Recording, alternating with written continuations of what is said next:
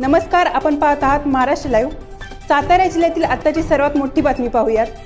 सह्याद्री सहकारी साखर कारखान्याच्या निवडणुकीमध्ये आमदार मनोजदादा घोरपडे व उदयसिंह पाटील यांच्या नेतृत्वाखाली स्वर्गीय यशवंतराव चव्हाण साहेब सह्याद्री परिवर्तन पॅनलचा भव्य शुभारंभ आज श्री क्षेत्र पाल येथे श्री खंडोबा चरणी श्रीफळ वाढून करण्यात आला।